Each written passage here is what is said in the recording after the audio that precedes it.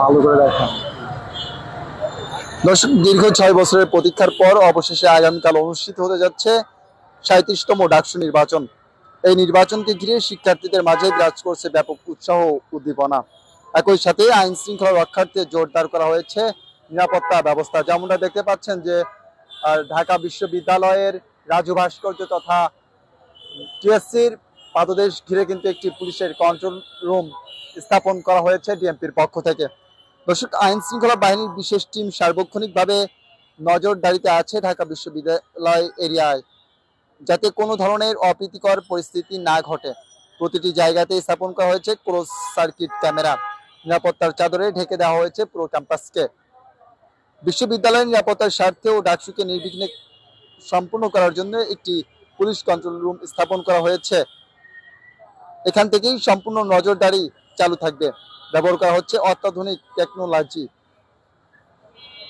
নির্বাচনকে ঘিরে ইতিমধ্যেই জল কামান সহ অন্যান্য প্রয়োজনীয় ব্যবস্থাও রাখা হয়েছে। কথা রয়েছে আজ বিকেল 5টা অথবা 5:30টার দিকে ডিএমপি কমিশনার সাজ্জাদ আলী আইন শৃঙ্খলা বাহিনীর কার্যক্রম নিয়ে গণমাধ্যম কর্মীদের সঙ্গে কথা বলবেন। দর্শকরা যেমনটা দেখতে পাচ্ছেন যে এই মুহূর্তে কিন্তু আপনাদেরকে যুক্ত রেখেছি যে পুলিশ কন্ট্রোল রুম রয়েছে, সেখান থেকে আমি ফয়জুল্লাহ ফয়সাল।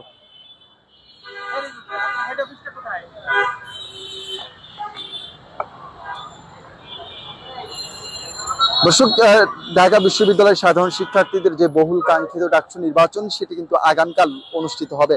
আর সেই নির্বাচনের মাধ্যমে কিন্তু শিক্ষার্থীরা তাদের প্রতিনিধি নির্বাচন করবে।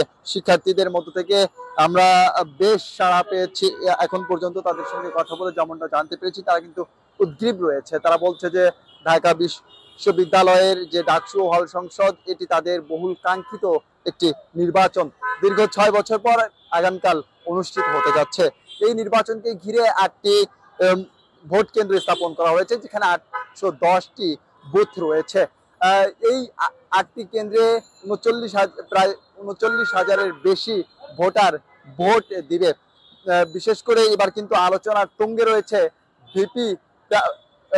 অন্যান্য বারের ন্যায় এবারও আলোচনার তুঙ্গে রয়েছে ভিপি পদে যারা লড়াই করছেন। তবে এবছর এখন পর্যন্ত সাধারণ শিক্ষার্থীদের সঙ্গে কথা বলে যেমনটা জানতে পেরেছি, তারা যেমনটা বলছেন যে মূলত এবছর কিন্তু তারা ভিপি পদে জনপ্রিয়তা এবং ব্যক্তিত্ব দেখে এবার কিন্তু ভিপি পদে যারা লড়াই করছে তাদের মধ্য থেকে তাদের পছন্দের প্রার্থীকে বেছে নিবে। তবে এখন পর্যন্ত যাদের সঙ্গে কথা বলেছি, তারা যেমনটা আমাদেরকে জানিয়েছে, মূলত অধিকাংশ শিক্ষার্থী আমাদেরকে সাদিক কায়েম, আবিদুল ইসলাম খান, শামীম, তারপরে স্বতন্ত্র প্যানেল থেকে উমামা ফাতেমা, এদের কথা কিন্তু বেশি বলেছেন। এবং তারা বলছেন যে এই 4 জনের থেকে যে কোনো একজন হয়তো বা ঢাকা বিশ্ববিদ্যালয় কেন্দ্রীয় ছাত্র সংসদ ডাকসুর ভিপি হিসাবে নির্বাচিত হতে পারেন। তবে সাধারণ শিক্ষার্থীরা যা বলছেন যে আসলে এখনো পর্যন্ত তারা কিন্তু পুরোপুরি ভাবে নির্ধারণ করতে পারেননি যে আসলে তারা কাকে ভোট দিবেন। কেননা প্রায় 45 জনের মতন ভিপি প্রার্থী রয়েছে, 19 জনের মতন জিএস প্রার্থী রয়েছে এবং জিএস পদে লড়ছেন প্রায় 20 জনের অধিকে প্রার্থী। সব মিলিয়ে কিন্তু যারা সাধারণ শিক্ষার্থী রয়েছে তাদের মধ্যে থেকে তারা বলছে যে এই যে প্রার্থী রয়েছেন তাদের এবার নেতৃত্বের ক্ষেত্রে আসলে কাকে নিয়ে আসবেন বা কাকে ভোট দিবেন, এটি এখনো তারা চূড়ান্ত করতে পারেননি।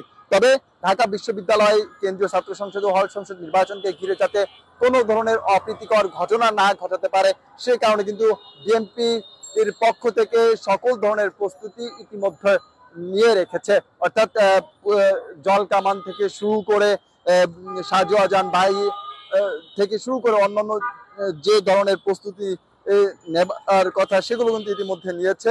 এই বিষয়গুলো নিয়েই কিন্তু আজকে গণমাধ্যমের সঙ্গে 5টায় কথা বলবে বিএনপি কমিশনার সাজ্জাদ আলী। দর্শক, ঢাকা বিশ্ববিদ্যালয় এরিয়া জুড়েই কিন্তু এখন সাধারণ শিক্ষার্থী এবং যা এখান দিয়ে চলাচল করছে তারা কিন্তু অপেক্ষায় রয়েছে আগামীকালকে ডাকসুর ফলাফলের জন্য। এখানে যারা বিভিন্ন ধরনের যানবাহন চালাচ্ছেন তারাও কিন্তু আমাদের কাছ থেকে বিভিন্ন তথ্য নিচ্ছে ডাকসুর এক প্রকার আমরা বলতে পারি যে তারাও কিন্তু খুব উদ্গ্রীব রয়েছে এই ডাকসু নির্বাচনকে ঘিরে। শুধু এখানকার লোকই নয়, পুরো বাংলাদেশের মানুষ তাকিয়ে আছে ডাকসুর দিকে। তারা বলছে ডাকসুই বলে দিবে আগামী জাতীয় সংসদ নির্বাচন কতটা নিরপেক্ষ বা সুস্থ হবে। দর্শক, আজ রাত থেকে কিন্তু সকল ধরনের যান চলাচল এবং বহিরাগতদের প্রবেশ নিষিদ্ধ হবে। কেউ কিন্তু চলাচল করতে পারবে না। এটি কিন্তু নির্বাচনের জন্য, নির্বাচনকে সুস্থ এবং অবাধ,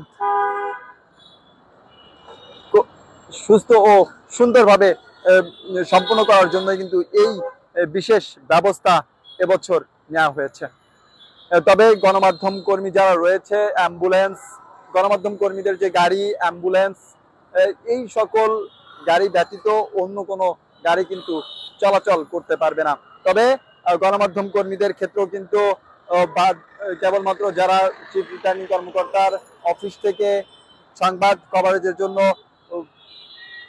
অনুমতি পেয়েছে তারাই কিন্তু আগামীকাল সংবাদ সংগ্রহ করতে পারবে বলে কিন্তু জানিয়েছে, এবং তারাই কিন্তু আগামীকাল মূলত ভেতরে প্রবেশ, ঢাবি ক্যাম্পাসে তারা থাকতে পারবে। যে সকল গণমাধ্যম কর্মীরা অনুমতি পাননি তারা কিন্তু আগামীকাল নিউজ কভারেজ করতে পারবেন না বলে কিন্তু ইতিমধ্যে আমাদেরকে জানিয়ে দিয়েছেন।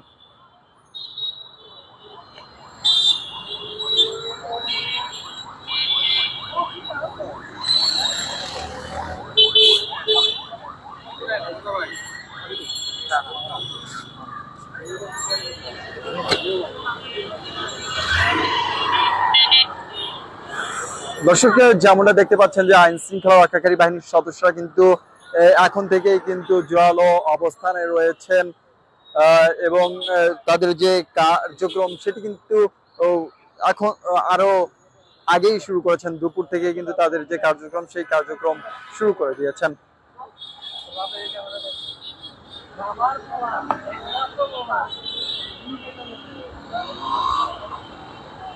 দর্শক, আপনাদেরকে আবারও জানিয়ে রাখি, আগামীকাল সকাল 8টা থেকে বিকাল 4টা পর্যন্ত ঢাকা বিশ্ববিদ্যালয়ের সাধারণ শিক্ষার্থীরা কিন্তু ভোট দিবেন, এবং ভোট শেষেই কিন্তু ফলাফল ঘোষণা করবেন চিফ রিটার্নিং কর্মকর্তা এবং নির্বাচনের দায়িত্বে যারা থাকবে এবং প্রশাসনের যারা থাকবে।